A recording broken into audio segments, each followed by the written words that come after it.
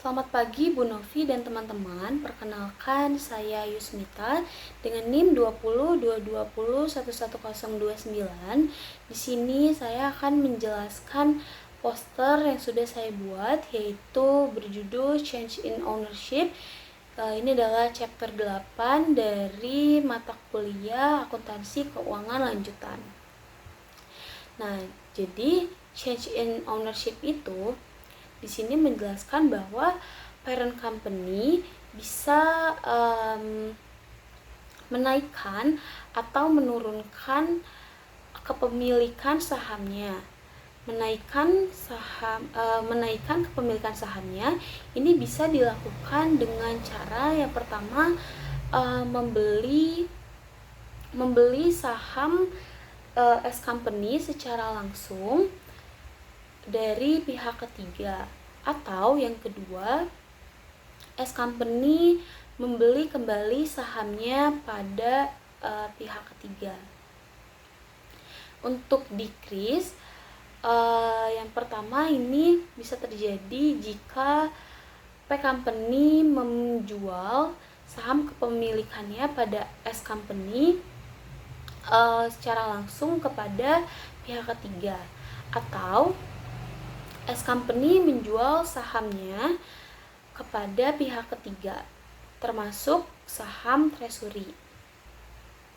Nah, efek dari increase ini nantinya P-company yang tadinya tidak mempunyai kendali akan menjadi punya kendali, atau P-company yang sudah mempunyai kendali akan menambah kendalinya atas S-company.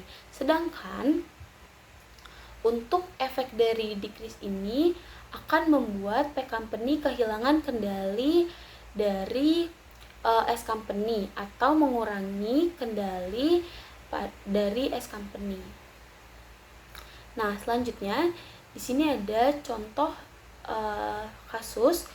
Jadi ilustrasi, P-company mempunyai 9.000 lembar atas S-company yang sudah dievaluasi sebesar $25 per lembar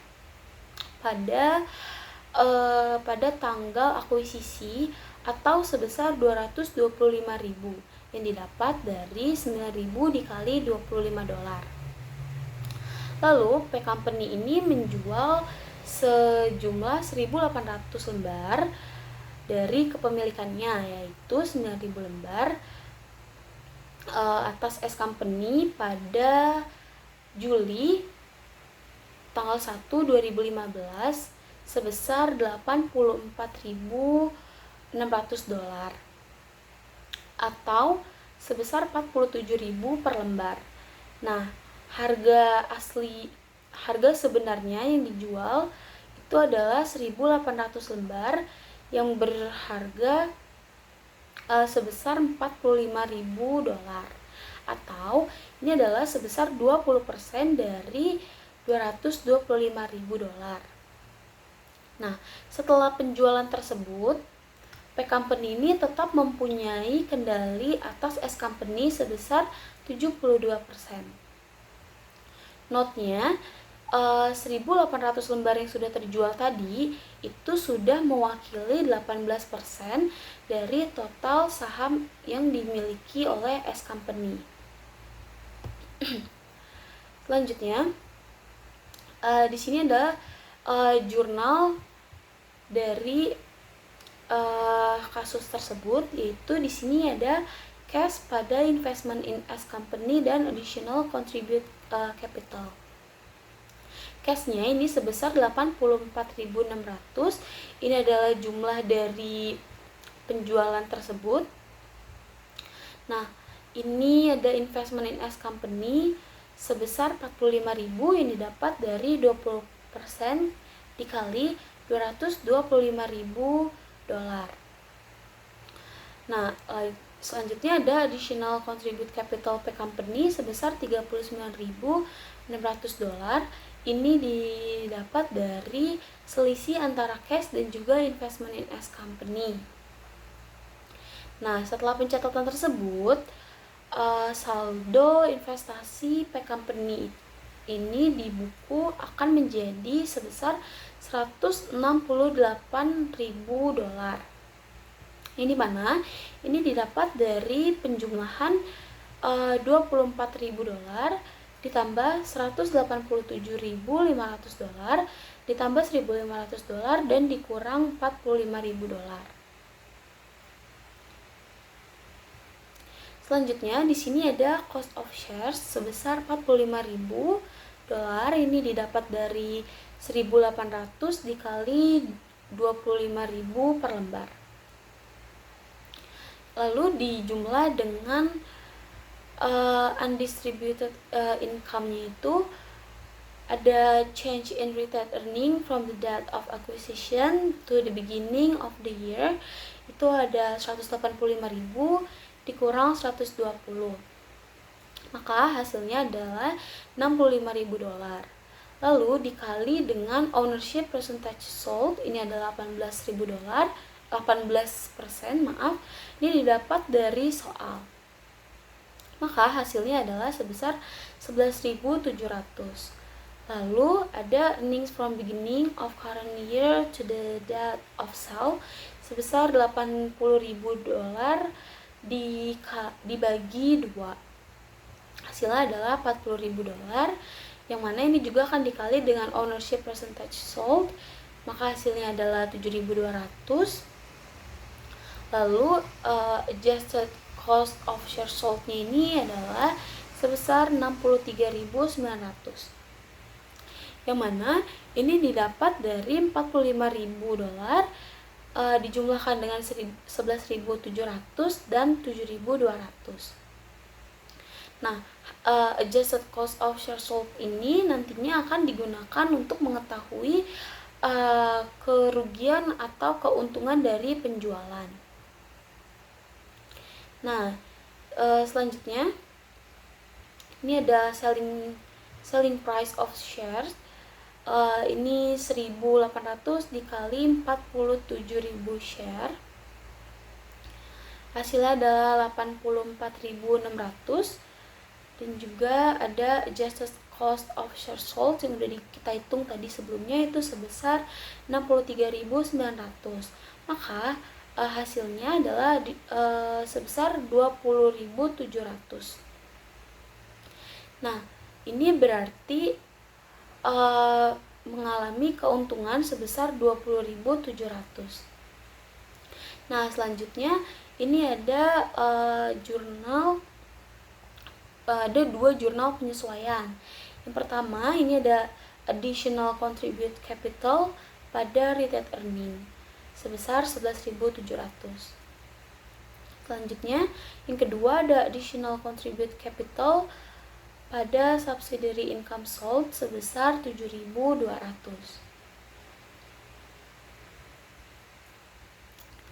Nah, yang terakhir di sini ada work paper. Ini kita pakai cost method. Terus 72% on subsidiary. Ini yang pertama ada kolom income statement. Pertama ada net income sebesar 120.000 untuk P company dan S company-nya itu sebesar 80.000. Maka consolidated balance itu adalah sebesar 200.000. Nah, untuk net consolidated income itu sama aja jumlahnya. Lalu ada subsidiary income sold. Ini di kolom eliminasi kredit sebesar 7.200 dan di consolidated balance itu juga 7.200.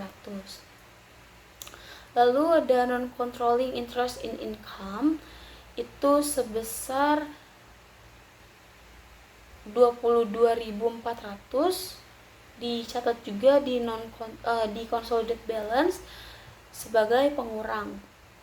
Maka net income to retained earning itu pada P company ini 120 tetap, untuk S company-nya 80, untuk kredit pada kolom eliminasi itu 7.200, untuk NCI-nya 22.400, dan consolidated balance ini adalah penjumlahan dari subsidiary income sold dan dijumlah dengan non controlling interest in income, terus juga dikurang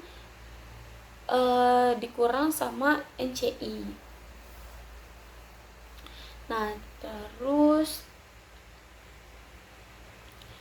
turun ke retained earning. Di sini retained earningnya itu untuk P company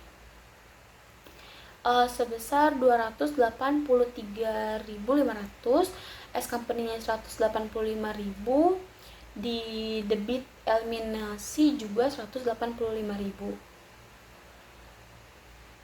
Nah, untuk net income from above ini turun dari net income retained earning, jumlahnya sama aja 120 untuk P company, S company-nya 80.000. Untuk kolom kredit dari eliminasi itu 7.200, terus untuk NCI-nya itu 22.400 dan konsolidatnya 184.800. Dividen declare ini untuk P company itu sebesar 40.000, dicatat juga di consolidated balance sebesar 40.000. Selanjutnya ini ada balance sheet-nya. Jadi 363.500 untuk P company didapat dari retained earning, dijumlahkan dengan net income dan dikurangi dengan dividen declare.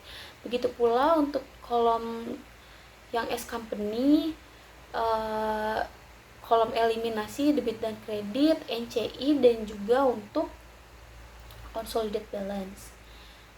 Nah, terus turun ke balance sheet, ini sama aja. Current assetnya ini dimasukin untuk P company 235.100, S company-nya 100, maka consolidated balance-nya itu adalah 335.100. Investment in S itu sebesar 168.000 untuk P company, debit untuk eliminasi 58.800, kreditnya 226.800. Nah, terus di sini ada difference between implied and book value. Untuk kolom debit sebesar 30.000 dan untuk kreditnya juga sama, jumlahnya 30.000. Lalu ada other asset atau diganti nama jadi goodwill. Untuk P company itu 512.600, S company 300, dan untuk kolom eliminasi debitnya itu 30.000.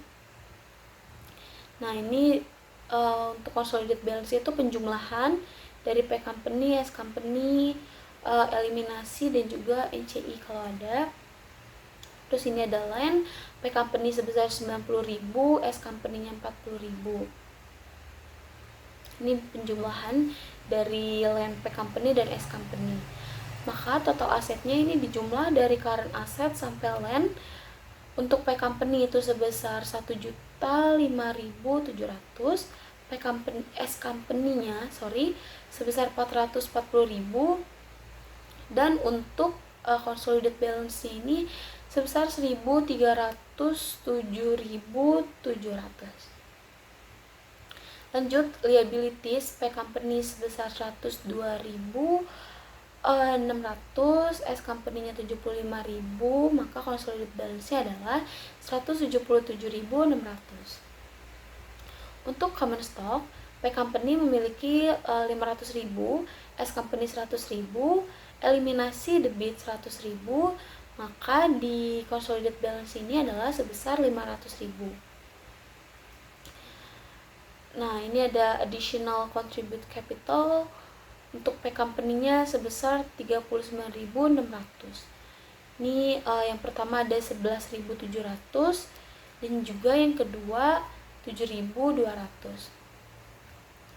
Nah, terus di sini ada retained earning from above-nya itu 363.500 untuk P company. Ini turunan dari dari balance sheet-nya. Diturunin aja, jumlahnya sama aja. Terus Ini total liabilities and equity ini didapat dari penjumlahan liabilities sampai dengan non-controlling interest in asset. Kira-kira segitu aja penjelasan dari saya. Kurang lebihnya saya mohon maaf. Terima kasih.